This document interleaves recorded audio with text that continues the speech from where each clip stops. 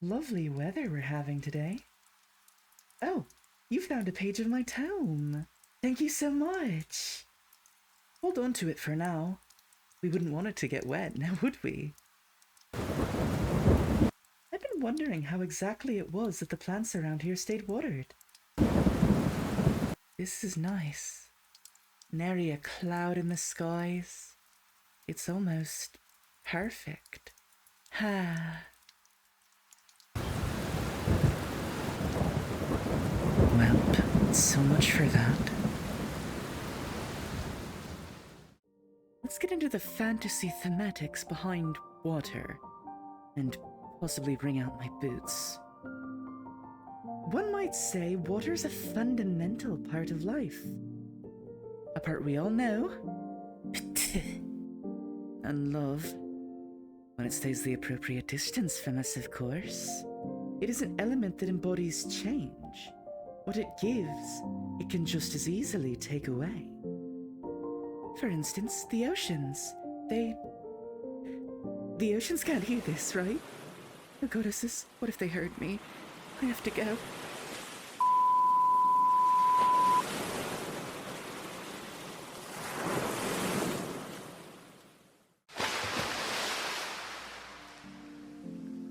Right, like I was saying, oceans are both the largest ecosystems on the planet, absolutely teeming with life, but also have claimed countless lives themselves. Those that dared make the mistake of attempting to tame such enormity often drown beneath the waves and their own hubris. Coincidentally, this page you've brought me is topical, to say the least. As promised, I can share the contents of this chapter with you. Allow me a moment to dry my hair, though, and then we can dive right in.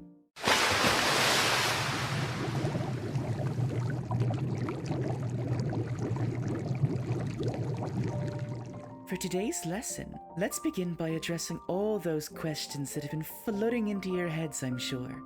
Like, what is water? Where does it come from? Is water wet?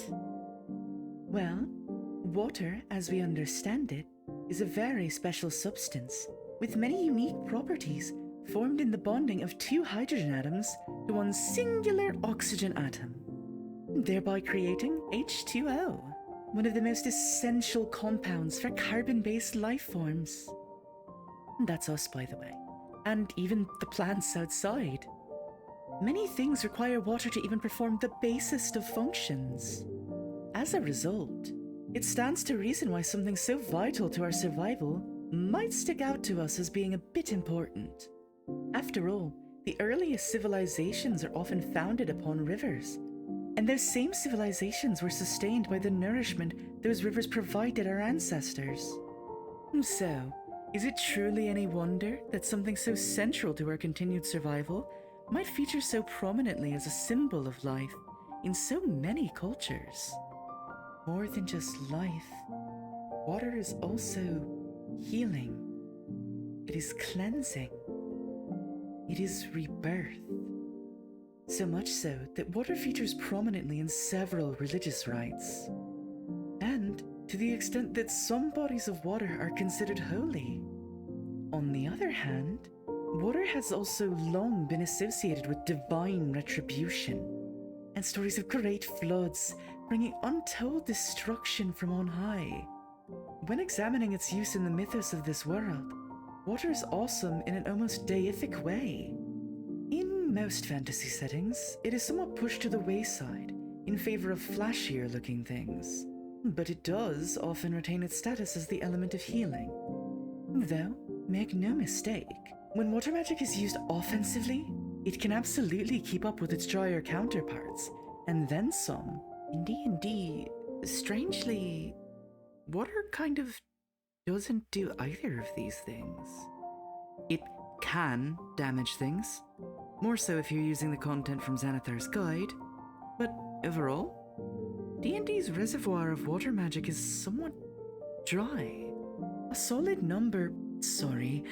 A liquid number of these spells are actually dedicated to avoiding water altogether.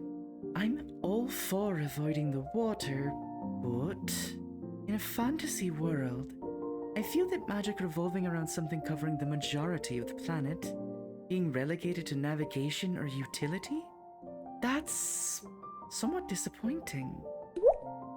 Don't believe me? Consider the following. Water walking, stay on top of the water. Water breathing, stay under the water. Shape water, put ice cubes in the water. Create/destroy water, Schrodinger's water. Control water. Actually, this kind of touches on the fantasy of water magic nicely, but it's incredibly niche. Even with the aforementioned spells from XGTE, or as I call it, Zigatae, you gain some options like Tidal Wave and Wall of Water, which are both in step with the fantasy of wielding water as a form of magic, but Fireball and Wall of Fire both exist, and are the de facto choices for dealing 8d6 damage in an AoE, or putting up an arcane fence before 5th level's Wall of Force. So, here's the fun part.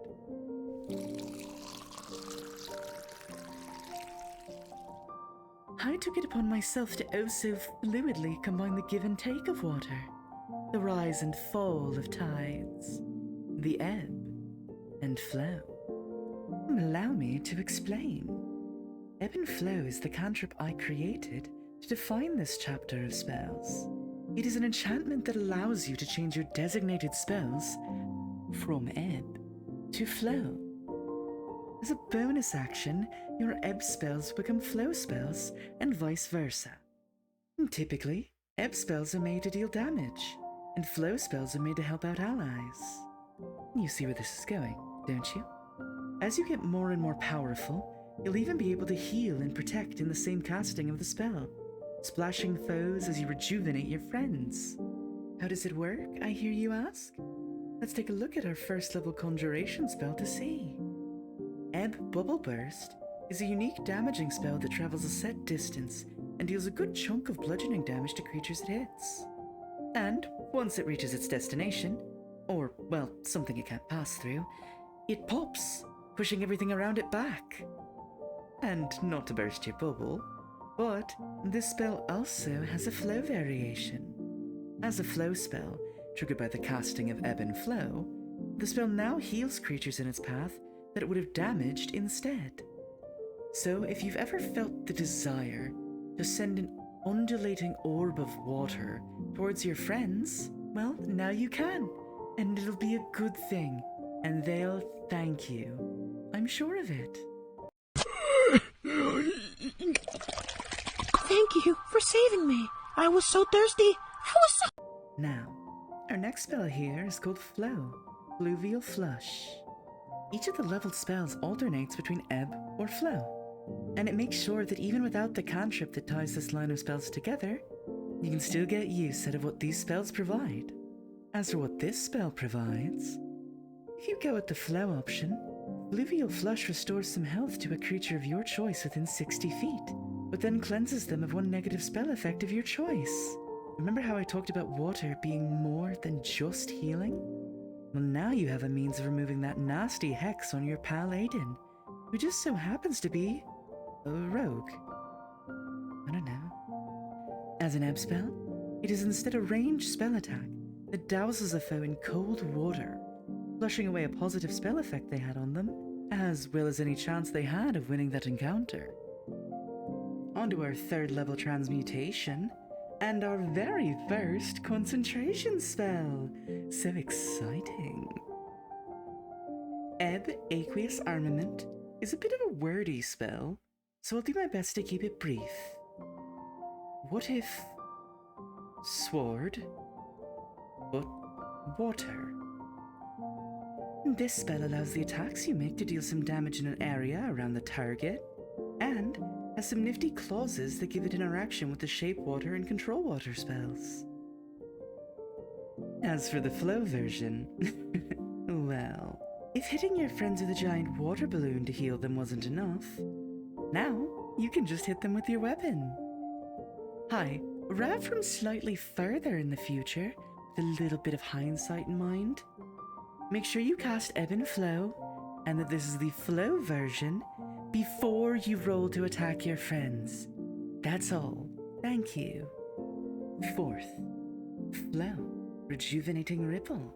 This spell restores a smidgen of healing to the target, but for every creature within the 5-foot rippling aura of water around them, they heal even more. Additionally, the creatures the aura triggers its ripple off of may also heal at your discretion. The effectiveness drops after the first cast, but the initial torrent of healing for an ally potentially swamped by enemies can make all the difference. So long as you concentrate, they'll continue on healing at the start of each of their turns. As an ebb spell, this instead deals damage. More damage than it does healing, in fact. Just another reason to consider switching it up. Wash away wave after wave of enemies. The effect of rippling off of nearby creatures of your choice remains in either form. So, use this in crowded, closely packed rooms for maximum healing, or what might be considered a maritime war crime, alternatively. Anywho, last but certainly not least, we have something a bit more cinematic, and certain to send those caught in the splash zone to a watery grave. Ebb Staggering Splash is, well, how do I put this?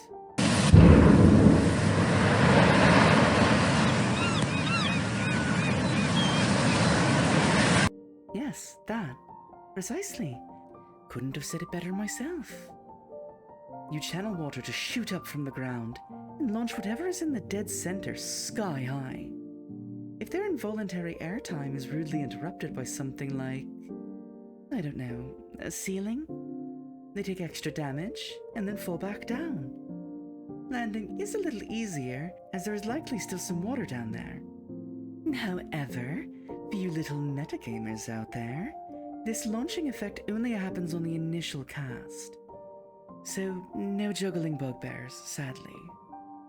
However, the area control and moderate damage still allow this to maintain a solid position among other 5th levels, especially when considering it can also become a flow spell.